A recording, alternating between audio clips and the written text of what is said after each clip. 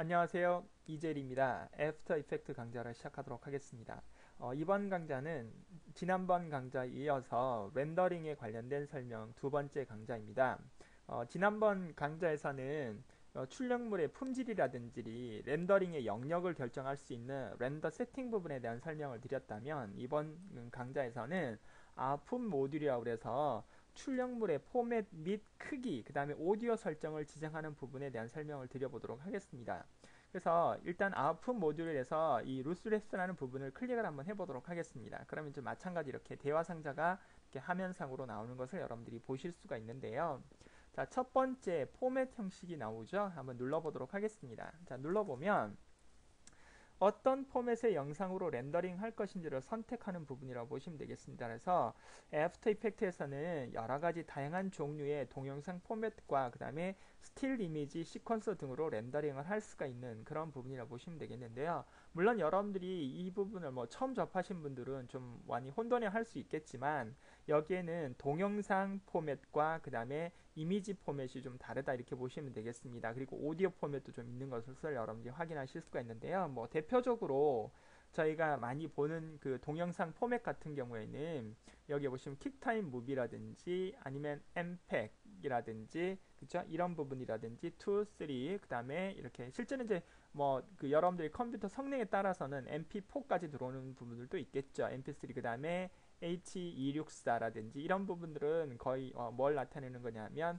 전부 다 동영상 파일을 나타내는 거라고 보시면 되겠습니다. 그래서 제가 지금 이렇게 빨간색으로 이렇게 표현한 것은 거의 이제 대부분 동영상이라고 보시면 되겠고요. 그 다음에 나오는 것이 뭐 애니메이션이라든지 이런 것, JPG라든지 그쵸 시퀀스라든지 이런 부분, 타가 파일이라든지 이런 부분들이 그 낱장 이미지 포맷이라는 걸 보실 수가 있겠고요. 뭐 특히나 여기 보시면 이제 WAV라든지 그 WAV라든지 뭐 MP3 이런 거 같은 경우는 동영상도 가능하지만 이제 음악도 가능한 그런 부분이라고 여러분들이 이해를 좀 해주셔도 상관이 없겠습니다. 그래서 우리가 보통 그 결과를 동영상으로 저장할 때는 MPEG이라고 해서 MPEG 포맷이나 아니면 킥 포맷 또는 비디오 4 윈도우에서 AVI라고 그러죠. 우리가 이것을 그죠? AVI 포맷이라고 그러고 그 다음에 윈도우 미디어에서 WMV 포맷이라고 얘기를 합니다. 그래서 이런 것을 많이 사용을 하고요.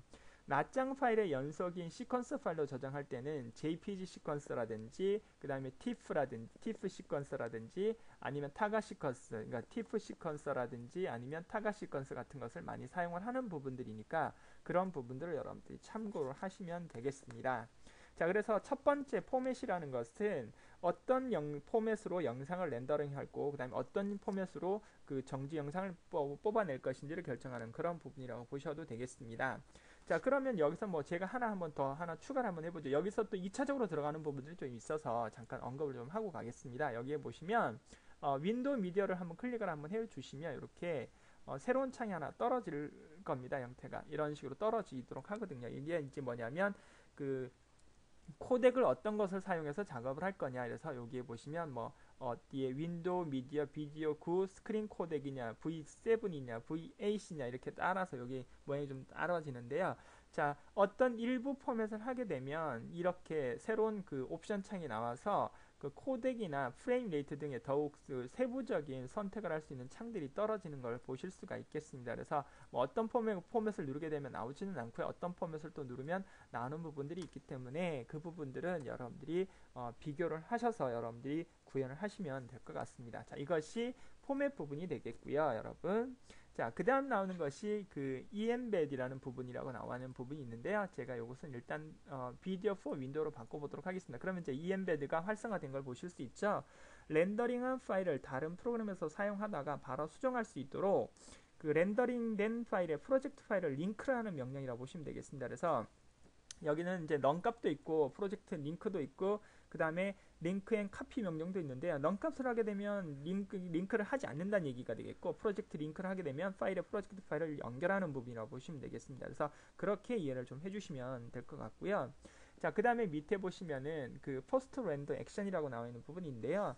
이거는 그 렌더링이 완료된 후에 결과물을 읽어드리는 방법을 어떻게 할 것이냐. 그래서 렌더링된 파일을 읽어드리지 않을 거냐 아니면 렌더링된 파일을 그 프로젝트 패널에 자동으로 불러들이게 할 거냐 그에 따라서 그 다음에 뭐 import to replace new age라고 나와 있는데 렌더링 된 파일을 프로젝트에 자동으로 불러들여서 선택한 파일과 대체시킬 것이냐 이렇게 나타낸다고 보시면 되겠습니다. 그래서 여러분들이 렌더링 된 파일이 즉 결과물이 자동적으로 프로젝트로 가고 싶으시면 임포트를 눌러주시면 되고요. 그렇지 않으면 넌 값을 눌러주시면 뭐 여러분들이 지정하는 그 폴더 장소라든지 아니면 그 드라이브에 그냥 파일이 저장이 된다고 생각을 해주시면 되겠습니다. 자, 그 부분을 여기서 얘기를 해주는 부분이라고 보시면 되겠고요. 자, 그 다음에 이제 또 나오는 부분들이 자, 다시 한번 눌러보도록 하겠습니다. 자, 그런 다음에 이제 또 나오는 것이 이제 비디오 그 다음에 보시면 그 아웃풋 부분이 나와 있는데요. 자, 이 부분에 대한 설명을 잠깐 좀 더 또 드리도록 하겠습니다. 형태가 거기에 보시면 이제 채널이라고 나와 있는데요. 렌더링된 파일이 어떤 채널들을 포함할 것인지를 결정하는 건데 RGB는 여러분들이 알파 채널을 포함하지 않고 보통 컬러 파일만 컬러 내용들만 이제 렌더링하는 부분이 되겠고요. 알파를 하게 되면은 컬러 채널은 포함하지 않고 알파 채널만 가진 흑백 파일로 렌더링이 되는 거고 그 다음에 RGB 플러스 알파를 눌러주셔야 그 마스크를 포함한 컬러 파일로 렌더링이 된다고 보시면 되겠습니다. 그래서 컬러 채널과 알파 채널을 함께 가진 그런 그 마스크를 포함한 컬러 파일로 렌더링 하고 싶을 때는 반드시 세 번째 걸 눌러주셔야 된다 이렇게 알아주시면 되겠습니다. 그러니까 예를 들어서 자기가 그 예를 들어서 뭐 블루 키 값이라든지 키 값을 빼서 블루 스크린이라든지 아니면 뭐 그린 스크린에서 여러분들이 촬영한 것을 이용해서 애프터 이펙트에서 키 값을 빼서 배경을 투명하게 가져가고 싶고 그 다음에 투명하고 투명하지 않은 부분을 가져가고 싶을 때는 반드시 RGB 플러스 알파로 작업을 해주셔야 뭐 다른 프리미어라든지 아니면 파이널 컷이라든지 다른 여타 영상 프로그램에 사용할 수 있는 원문 소스에 그 딥배깅이 빠져 있는 영상을 애프터 이펙트에서 출력해서 가져갈 수 있는 그런 값이라고 보시면 되겠습니다. 그래서 필요에 따라서는 알파를 꼭 눌러주셔야 된다는 걸 알아두시면 되겠고요. 그 다음에 이제 뎁스라고 나와 있는 부분이 있는데 자 이것은 말 그대로 이제 색깔 값에 대한 형태라고 보시면 되겠습니다. 그래서 렌더링 되는 파일의 색의 심도를 선택하는 부분인데 뭐 이건 역시 여러분들이 앞에서 선택하는 걸 적합하도록 선택을 하셔야 되는 부분인데요. 대부분 보시면 밀리언스 오브 컬러라든지 아니면 그 밀리언스 컬러 플러스를 선택하는 경우가 많기 때문에 그것은 뭐 그냥 기본 값으로 보셔도 상관이 없겠습니다. 자, 그렇게 좀 이해를 좀 해주셨으면 좋겠고요. 자, 그 다음 옆에 보시면 포맷 옵션이라고 나와 있죠. 그러니까 이것이 이제 비디오의 어떤 그 코덱 형식을 여러분들이 여기서 이제 결정을 하셔도 되는 부분이라고 보시면 되겠습니다. 이렇게 알아두시면 되겠습니다. 그래서 컬러도 마찬가지가 되겠고요. 자, 이 컬러도 마찬가지로 이제 설명을 한번 드려보면 이 부분의 컬러 형태에서 이 첫 번째 컬러에 의해서 어떻게 알파 채널을 만들어질 것인지를 결정하는 부분인데요. 두 가지 방식이 있죠. 여기서 그래서 알파 채널은 같지만 컬러 채널은 다르게 만들어진다고 보시면 되겠습니다. 그래서 이 스트레이트라고 나와 있는 부분인 건 이것은 그 반투명한 부분이 알파 채널에만 포함되고 컬러 채널은 포함되지 않게 들어가는 부분이 되겠고요. 그 다음에 이 프리 멀티플라이라는 명령은 반투명한 부분이 알파 채널과 컬러 채널에 모두 포함돼서 들어가는 그런 그 역할 분담을 해준다고 보시면 되겠습니다. 이것은 제가 뭐 잠깐 이전 강좌에서 잠깐 설명을 드렸는지 안 드렸는지 생각이 잠깐 안 나는데요. 혹시 드리지 않았다면 제가 나중에 플래시 파일로 애프터 이펙트에서 출력한 결과물을 가져갈 때 이 컬러 값에 그 스트레이트 부분하고 프리 멀티플라이라는 부분이 어떻게 또 달라지는지에 대한 설명을 제가 설명을 한번 드리는 걸로 대체를 하도록 하겠습니다. 이것을 하시게 되면 금방 또 이해도 되시게 될 겁니다. 이제 깔끔하게 가져가느냐 아니면 약간 좀 하시다 보면 좀 지저분하게 가져가느냐 그런 특징들이 있다고 보시면 되겠습니다. 여러분들이 그렇게 좀 이해를 해주시면 되겠고요. 그 다음에 스타팅이라고 나와 있는 이 부분인데 이것은 지금 동영상 파일이기 때문에 이렇게 나와 있는데 정지 영상 파일로 가게 되면 이것이 활성화가 될 겁니다. 그래서 이 정지 영상일 때 그 JPG 시퀀서 등의 낱장 연속된 파일로 렌더링을 할 때 시작 번호를 여러분들이 마음대로 정할 수가 있는 부분이라고 보시면 되겠습니다. 그래서 여기에서 체크를 하셔서 시작 번호를 몇 번으로 할 것이냐를 여러분들이 체크를 하시면 그 번호대로 순서가 결정이 되는 거라고 보시면 되겠고요. 다시 비디오 4 윈도우로 돌아가도록 하겠습니다. 자, 그 다음 이제 스트레치 부분이 나와 있는데요. 렌더링 되는 파일의 가로, 세로 크기를 정하는 부분인데요. 직접 크기를 입력해도 되고 이 옆에 버튼들을 눌러가지고 여러분이 결정하셔도 되는데 이거는 뭐 굳이 안 하셔도 기본적으로 다 세팅이 되어 있는 거라서 작업을 안 하셔도 상관은 없겠습니다. 자, 그 다음에 크랍이는 뭐 아시다시피 탑이나 레프트, 버튼, 라이트 즉 왼쪽, 아래, 오른쪽에 입력하는 수치값만큼 잘라내서 렌더링이 되는 그런 값이라고 보시면 되겠죠. 그러니까 그것을 여러분들이 알아두시면 되겠고, 그 다음에 지금처럼 저희와 같이 오브젝트 지금 오픈해서 프로젝트 파일로 불렀을 때 이 지구에서 우주로 확대된 애니메이션 이 프로젝트 파일에 지금 오디오 파일이 적용이 되어 있는데요. 오디오 파일도 같이 렌더링화 시키려면 반드시 오디오 아웃풋을 체크를 하셔야 합니다. 그래서 이것을 꼭 체크를 하시고 거기에 맞는 그 출력 헤르츠라든지 아니면 비트 수를 결정을 하셔서 작업을 하셔야만 이 부분도 반드시 그 결과물에 사운드가 포함이 돼서 그 결과물로 출력이 된다. 이렇게 알아두시면 되겠습니다. 그것을 여러분들이 알아두시면 되는 부분이 되겠죠.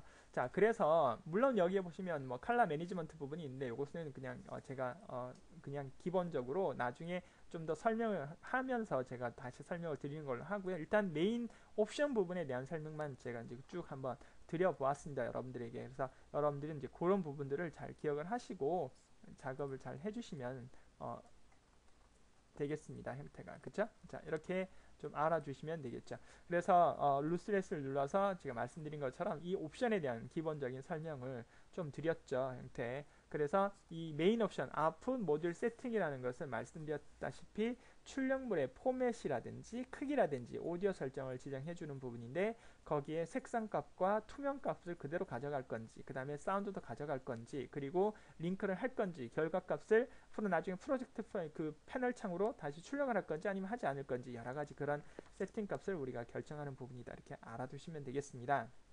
자, 이렇게 다 구현이 되셨으면 이제 그 렌더 세팅이라든지 아웃풋 모드까지 다 했으니까 이제 여러분들 실제로 어느 부분 안에 그러니까 예를 들어서 어디 부분에 저장이 될 것인지를 결정하는 부분을 여러분들이 여기서 작업을 하셔야 되겠죠. 그래서 여기에다가 지구에서 우주로 확대되는 애니메이션이라는 뭐 예를 들어서 이름을 미션이라고 쓸까요? 그런 다음에 저장을 하고 그 다음에 렌더라는 것을 클릭을 하시게 되면 이제 실제 이제 뭐가 되느냐면 컴퓨터가 실제로 이제 렌더링이 되는 그런 그 결과물을 보실 수 있는 작업까지 나온다고 말씀을 드릴 수가 있겠습니다. 한번 제가 눌러보도록 하겠습니다. 시간 내에 다 될 수 있을지 없을지는 모르겠지만 자 한번 쭉 보도록 하겠습니다. 그러면 이제 이렇게 렌더링이 되는 내용들을 여러분들이 보실 수가 있겠죠. 자 이게 출력이 다 되는 그런 결과값이라 보시면 되겠습니다. 자 이제 한 뭐 순서적으로 보면은 16강자 해가지고 거의 이제 16강자가 나오긴 했지만 그쵸? 그러니까 이렇게 이제 여러분들하고 작업을 해드렸는데 강자 수는 한 20강자가 좀 넘는 걸로 알고 있습니다. 한 30강자 정도 되는 걸로 알고 있는데요. 이런 그 기본 강좌들을 여러분들이 반복해서 습득을 하시고 그 다음에 이해를 하신 다음에 이제 저와 함께 약간 좀 응용된 강좌를 통해서 여러분들이 실제로 구현하고자 하는 뭐 타이틀 모션이라든지 아니면 영상에서 특수하게 사용이 되는 그런 어떤 효과라든지 이런 부분들을 제가 알고 있는 범위 내에서 한번 진행을 한번 해보도록 하겠습니다. 자 그러면 결과물을 한번 봐보도록 할까요? 그래서 여기서 다운로드 안에 자 4일차에 보시면 여기에서 이제 여기 그 AVI로 저장이 된 부분이 보이시죠? 물론 뭐 여러분들에게 설명을 드리기 전에 저는 MOV 파일로 저장을 했지만 AVI를 저장해서 열기를 하게 되면 이렇게 결과값으로 이렇게 화면상으로 이렇게 보이는 것을 보실 수가 있겠습니다.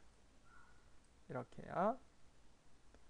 네, 이렇게 결과값이 화면상으로 보이는 그런 부분을 여러분들에게 확인시켜 드렸습니다. 여러분들도 한번 해보시고요. 그 다음에 안 되시는 것들이 있으면 쪽지나 메일을 통해서 질문을 해주시면 되겠습니다. 자 이번 강좌로 애프터 이펙트의 기본적인 그 강좌를 마무리를 하도록 하겠습니다. 그동안 수고 많이 하셨고요. 응용 강좌 즉 뭐 약간 초급을 벗어난 고급 중급 강좌라고 얘기를 해야 되나요? 그 강좌에서 뵙도록 하겠습니다. 수고하셨습니다.